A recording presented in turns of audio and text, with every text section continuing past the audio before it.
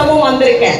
ஏன் கேட்டீங்கன்னா 2019 அவர் அந்த லாஸ்ட் டைம்ல வந்து அந்த எம்எல்ஏவாக இருக்கும் பொழுது, சட்டமன்ற உறுப்பினராக இருக்கும் பொழுது எங்களுடைய மீனவ சமூகத்திற்காக நாங்க அவர்கிட்ட சொன்னோம், விவசாயிக்கு ஒரு தனி பேங்க் இருக்கன்னா நீங்க எங்களை அதை போல மீனவ சமுதாயத்துக்கும் எங்களுக்கு ஒரு பேங்க் வேணும் அப்படின்னு நாங்க சொல்லியிருந்தோம். அதுவும் கூட்டுறவு, கோளூர்ல இருக்கக்கூடிய கூட்டுறவு, அதாவது விவசாய கூட்டுறவு பேங்க்ல வந்து வட்டி இல்லாத கடன்கள்லாம் கொடுக்கப்படும் என்று அறிவித்திருந்தார்கள்.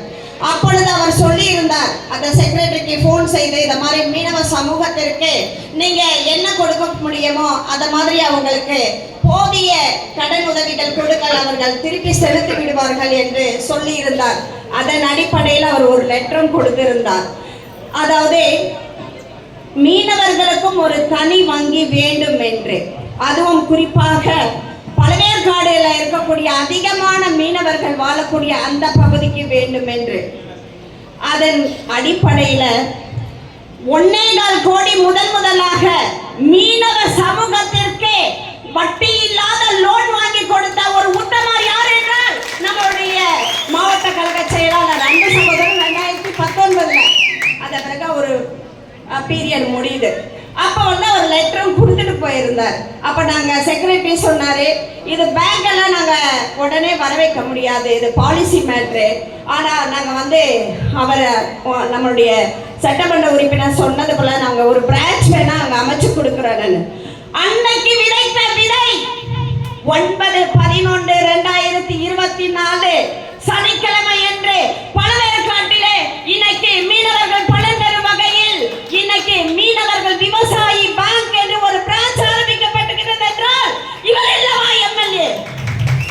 ஆனா நம்மள ரொம்ப தப்பு செஞ்சுட்டோங்க, மனசு வலிக்குதுங்க. ஏங்க இன்னைக்கு நம்ம ஒரு பொக்கிஷத்தை நம்ம இழந்தோம். பொக்கிஷத்தை இழக்கும் பொழுதுதான் அதன் வலியும் வேதனையும் தெரியும். இழந்து விட்ட பிறகு அதனை பெற முடியாது.